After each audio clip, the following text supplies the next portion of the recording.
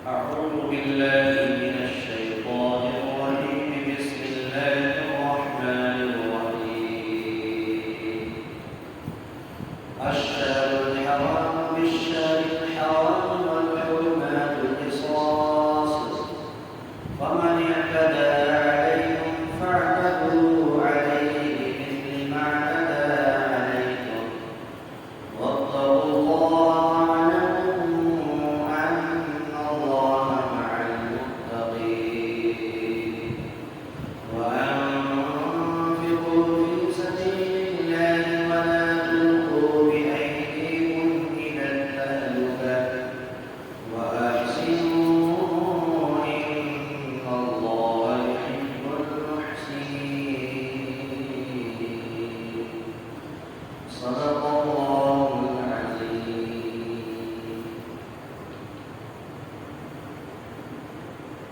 اور حرمت والے مہینے کا بدلہ حرمت والے مہینہ ہے، اور حرمات کے اوپر بھی قصاص کا حکم، حرمات کے اوپر بھی بدلہ ہے اور قصاص کا حکم نافذ ہونا ہے۔ پس جو شخص تمہارے اوپر زیادتی کرے تو تم بھی اس کے اوپر اسی طریقے سے زیادتی کرو جیسا کہ انہوں نے تمہارے اوپر کیا ہے۔ اور اللہ تبارک و تعالیٰ سے ڈرو اور جان لو کہ بے شک اللہ تبارک و تعالیٰ انہی لوگوں کے ساتھ ہے جن کے دلوں میں اللہ کا ڈر ہے۔ اور خرچ کرو اللہ کے راستے میں، اور اپنے آپ کو اپنے ہاتھوں اپنے آپ کو اپنے ہی ذریعے سے ہلاکت میں مت ڈالو، اور نیکی کرو، بے شک بلا شبہ اللہ تبارک و تعالیٰ احسان کرنے والے کو، نیکی کرنے والے کو، نیک عمل کرنے والے کو پسند فرماتا ہے۔ دو آیت کریمہ سورۃ البقرہ کی تلاوت ہوئی، 194 اور 95۔ یہ ایک خاص احکام اور خاص حکم جو شروع سے چلتا ہوا آ رہا ہے کہ اللہ تبارک و تعالیٰ نے سورۃ البقرہ کے اندر بہت سے ایسے احکامات کی آیت ہے جس کے اندر اللہ تبارک و تعالیٰ نے انسانیت سے متعلق، زندگی گزارنے سے متعلق بہت سے احکام کو ذکر کیا ہے۔ اب یہ دو آیتیں کریمہ کے اندر جو پچھلی آیتوں میں اور گزشتہ ہفتے میں جو بیان ہوا کہ آپ صلی اللہ علیہ وسلم جو عمرہ کے ارادے سے سن 6 ہجری کے اندر تشریف لے گئے، کفار مکہ، مشرکین مکہ آپ صلی اللہ علیہ وسلم کو عمرہ کرنے سے روک دیا اور کہہ دیا کہ اشہر حرام کے اندر ہم قتال کرنا اور جنگ کرنا نہیں چاہتے ہیں۔ اشہر حرام وہ مہینہ یعنی ذی القعدہ، ذی الحجہ، محرم، یہ 3 مہینہ ترتیب کے ساتھ، اور ایک رجب المرجب کا ایک مہینہ آتا ہے۔ یہ 4 مہینے نہایت محترم اور اللہ تبارک و تعالیٰ نے محترم بنایا، اور اس مہینے کا احترام کفار مشرکین مکہ، کفار مکہ بھی کیا کرتے تھے۔ تو صحابہ کرام رضوان اللہ علیہم اجمعین جب آپ صلی اللہ علیہ وسلم کی معیت میں ان کے ساتھ ہیں، سن 7 ہجری کے اندر جس عمرے سے آپ علیہ السلام کو روکا تھا اس کو ادا کرنے کے لیے جب جانے لگے تو صحابہ کو یہ شبہ ہوا کہ مشرکین مکہ اور کفار مکہ اپنے وعدے پر اٹل نہیں رہتے، قائم نہیں رہتے، ہو سکتا ہے کہ پھر وہ اپنے وعدہ خلافی کر دے اور حملہ آور ہو جائے۔ تو پچھلی آیتوں کے اندر اللہ تبارک و تعالیٰ نے اس کا ازالہ کر دیا اور کہہ دیا کہ اس محترم جگہ پر یعنی مسجد حرام کے پاس اگر تمہیں تو کوئی لڑائی نہیں کرنا، کوئی قتال نہیں کرنا، بذات خود اس کے اندر جو پہن نہیں کرنا، لیکن اگر کوئی تمہارے اوپر زیادتی کرتا ہے، تمہارے سے اختلاف کرتا ہے، جھگڑا کرتا ہے، تو اپنے آپ کو دفاعی جنگ یعنی اپنا آپ کو بچاوا کرنے کے لیے جو ہے تو اس جگہ پر یا اس مقدس جگہ پر یا اشہر حرام کے اندر بھی تم قتال کر سکتے ہو. کیوں؟ اس لیے کہ ان لوگوں نے تمہارے اوپر پہل کیا. اسی طریقے سے یہاں پر کہنا چاہ رہے ہیں کہ اشہر حرام جو محترم مہینہ ہے اور برکت مہینہ ہے، تو اسی کو کہا کہ محترم مہینے کا بدلہ بھی محترم مہینے کے اندر ہے. یعنی حرمت والے مہینوں کے اندر جنگ اور قتال نہیں کرنا، لیکن اگر ان کی طرف سے کوئی تعدی ہوتی ہے، کوئی ذاتی ہوتی ہے، کوئی پہل ہو رہا ہے جنگ کے اندر میں، تو پھر تم اس مہینے کے اندر بھی بدلہ لے سکتے ہو. اور یہ بھی بتا دیا کہ حرمات جو مقدس مہینہ ہے جس کو محترم کا قاعدہ ذوالحجہ محرم اور رجب المرجب، اس مہینے کے اندر اگر ان لوگوں کی طرف سے ذاتی ہو یا جنگ کے لیے وہ ہے بڑھ کے یا اپنے آپ کو پہل کرے، تو صحابہ کرام کو اللہ تبارک و تعالیٰ نے اس آیت کریمہ کے ذریعے سے ان کے شبے کو ختم کر دیا، ظاہر کر دیا کہ حرمات مہینے کے اندر بھی جو ہے بدلے کا حکم نافذ ہوتا ہے. اگر تمہارے اوپر جو ذاتی کرتا ہے تو تم بھی اسے بدلہ لے سکتے ہو، لیکن اس بات کا خیال کرنا کہ تم اس کے اوپر اتنا ہی زیادتی کرنا جتنا کہ ان لوگوں نے تمہارے اوپر زیادتی کیا ہے. جس طریقے سے تمہارے اوپر زیادتی کیا، تمہارے اوپر پہل کیا، تم اتنا ہی اس کے ساتھ زیادتی کرو اور اس کے ساتھ جو ہے جنگ کرو. گویا کہ یہ اسلام کے ماننے والوں کو قرآن نے حکم دیا. الشہر الحرام بالشہر الحرام والحرمات والقصاص، اور محترم مہینہ حرمت والا مہینہ بالشہر الحرام، حرمت والا مہینہ بدلہ ہے حرمت والا مہینہ، حرمت والے مہینے کا بدلہ ہے حرمت والے مہینے. یعنی محترم مہینوں میں اگر اس طرح کی ذاتی ہوتی ہے تو اس مہینے میں ہی بدلہ لینا ہے. یعنی اپنی طرف سے پہل نہیں کرنا، اپنی طرف سے جنگ اور قتال نہیں کرنا، لیکن اگر مشرکین مکہ کرتا ہے تو اس میں بدلہ لینے کا حکم ہے. والحرمات والقصاص، اور حرمات محترم مہینہ قصاص بدلہ ہے، یعنی اس مہینے کے اندر بھی بدلے کا احکام نافذ ہوتا ہے. فمن اعتدى علیکم، بس جو شخص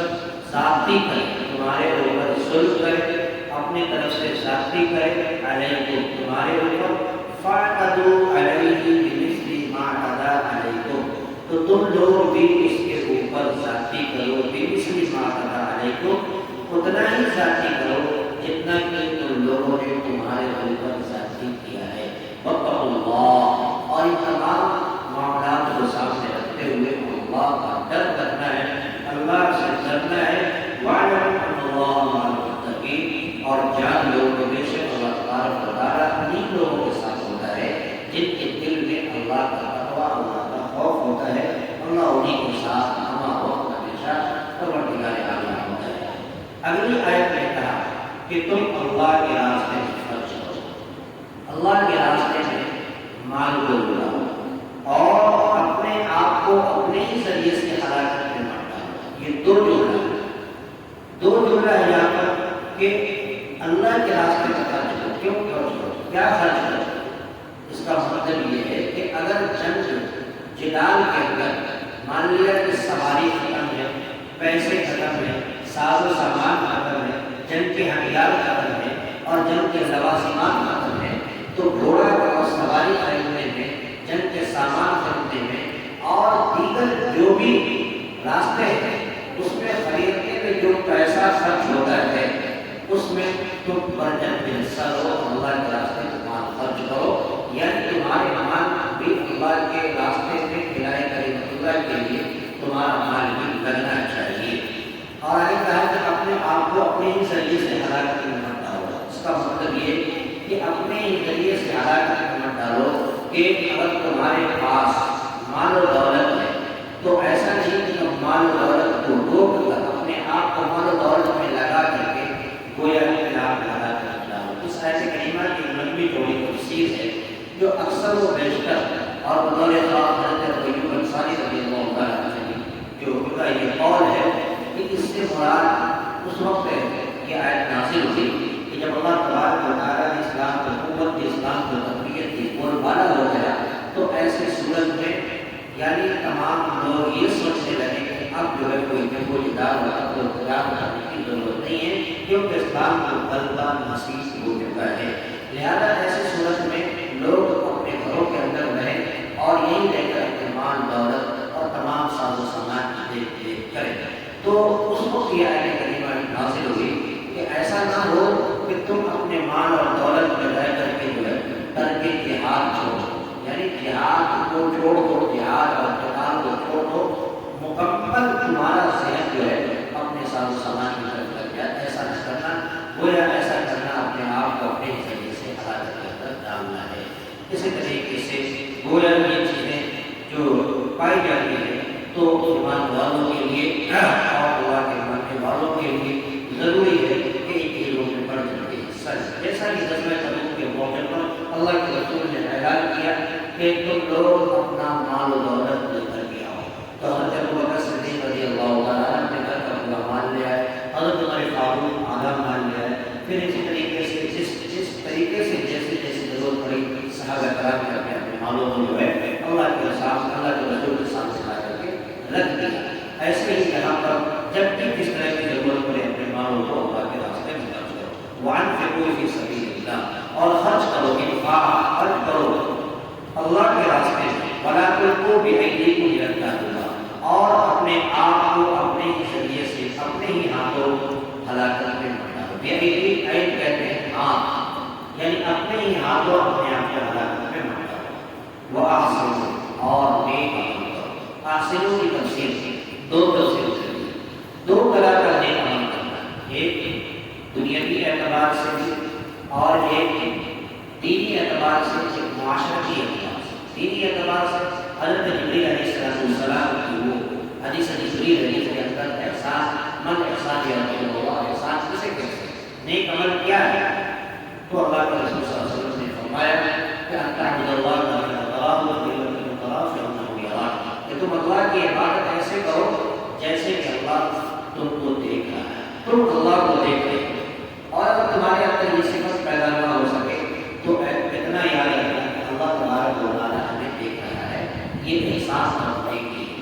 دوسری نیکی حسن معاشرت، یعنی جو آپ اپنے لیے پسند کرتے ہیں وہ اپنے بھائیوں کے لیے، اپنے دوست احباب کے لیے، اپنے رشتے داروں کے لیے اور اپنے بھائیوں کے لیے بھی وہی چیز پسند کرو۔ یہ بھی ایک حسن معاشرت ہے۔ اور نیکی دو طرح کا ہوتا ہے، دینی اعتبار سے بھی، دنیاوی اعتبار سے بھی۔ وَأَنفِقُوا وَأَحْسِنُوا، اور نیک عمل کرو، إِنَّ اللَّهَ يُحِبُّ الْمُحْسِنِينَ، بلا شبہ اللہ تبارک و تعالیٰ نیک عمل کرنے والے کو، نیکی کرنے والے کو پسند فرماتا ہے۔ اللہ تبارک و تعالیٰ نے اس آیت کریمہ کے ذریعے سے ہمیں اور آپ کو خاص پیغام دیا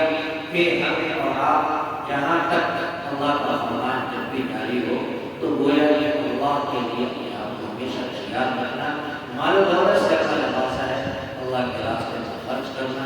اور نہ مال کو روک کر، مال کو نہ کہیں خرچ کر اپنے آپ کو اپنے ہاتھوں ہلاکت میں ڈالنا ہوتا ہے۔ اس لیے اللہ کے رسول صلی اللہ علیہ وسلم کا جو طریقہ عمل رہا ہے اس پر تصور و عمل کرنا ضروری ہے۔ اللہ تعالیٰ سے دعا ہے کہ اللہ تعالیٰ ہمیں بھی آنے کے سوچنے سے زیادہ آمین۔ اللهم صل على سيدنا محمد وعلى آل سيدنا محمد ربنا آتنا في الدنيا حسنة وقنا عذاب القبر وقنا عذاب الحشر يا إله العالمين يا كريم ويا العالم اے اللہ اے اللہ سے قرآن فرما، اے اللہ سے قرآن سے فرما، دلوں کے اندر قرآن کی فرما، اے اللہ آج کی شادی کریمہ کا ترجمہ اور مخلوق اور مخالف پیش کیا ہے مولا کریم، اس میں جو بھی خامیاں برائیاں غلطیاں بولنے میں سننے میں رہ گئی ہوں، اے اللہ میرے فضل سے معاف فرما، اس کا اے اللہ معاف فرما کر اے اللہ معاف قبول فرما، اور ان تمام فرمودات کا ہماری دعاؤں کو حبیب اللہ صلی اللہ علیہ وسلم فرما، ربنا تقبل منا انك انت السميع العليم وتب علينا انك انت التواب الرحيم، وصلى الله تعالى